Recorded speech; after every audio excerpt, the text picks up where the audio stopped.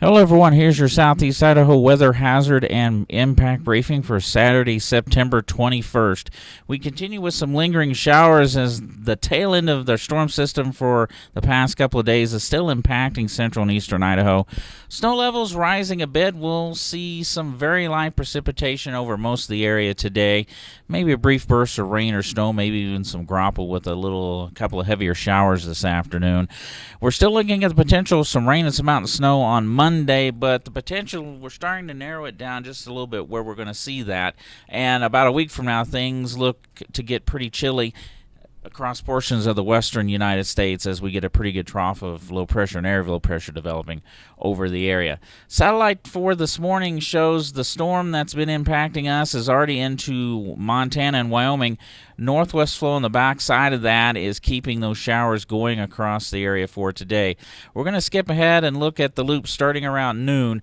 Before that, some light showers, central mountains, eastern highlands, maybe even a few across portions of the Snake Plain. But as we go through the afternoon, that's when we'll see an uptick in shower activity. And again, most of it's going to be in the highlands.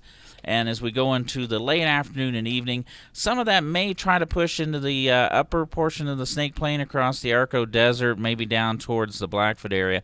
But by the time we get into early evening, things really start to wind down. And by the time we get to around midnight, we should be dry across our area.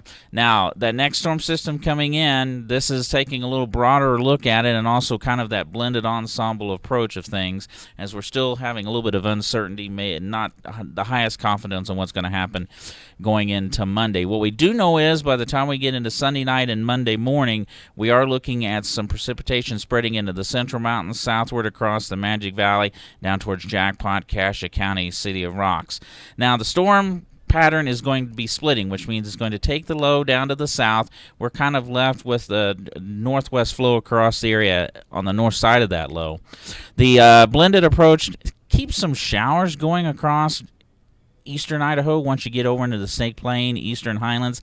That chance is really starting to dwindle. So right now, light precipitation is the best bet for the Central Mountain south down towards the Utah and Nevada border there along Highway 93, give or take a little bit of room there as well. By the time we get into later Monday into Monday night, we should be dry across the area. How's temperatures going to look between now and then? We're a little bit warmer for today, still struggling to get into the low 60s in some of our lower elevation spots, 40s and 50s in the mountains.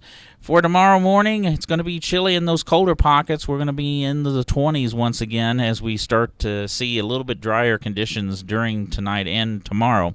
That's going to allow us to warm up as well as look at those 70s returning. That's actually where we should be heading into the end part of September. Now, for Monday, it's going to be warmer with some clouds moving in. Highs on Monday. Right now, with that little better chance of cloud cover and showers to the west, we're cooling off a few degrees. Out ahead of that, the same, maybe just a little bit warmer across the area.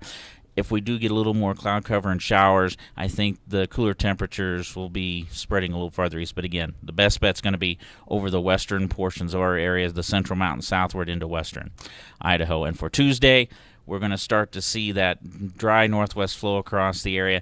And what you're looking at with 30s and 40s for overnight lows, 60s and low 70s for highs, that'll continue to at least into Thursday. Now, the pattern we've talked about, you'll notice as we go through the middle of next week, that's a pretty breezy northwest flow across the area. It will be a dry flow.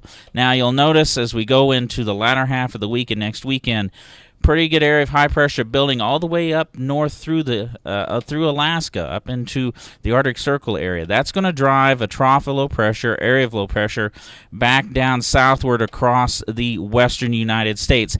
The trend has been pushing that core, the main area, that low, a bit farther to the west, but it looks like it'll be sitting somewhere up in the Pacific Northwest, the northern Rockies into the Great Basin area. That's going to impact, obviously, the state of Idaho, and that's going to drive, and that's going to sit there for a few days, and it's going to actually linger. What does that mean for us?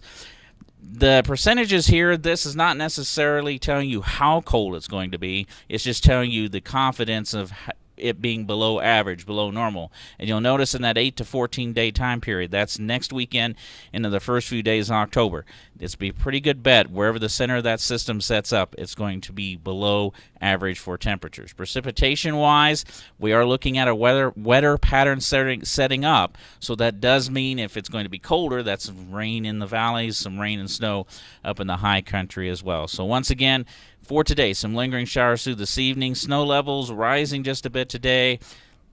Still looking at the potential, some areas, some rain and snow on Monday, and that cold weather by the time we get to a week out from now. If you have any questions, please give us a call. We are here 24/7, 365 days of the year. Otherwise, have a great day. Have a great last weekend of summer of 2019, and stay safe out there.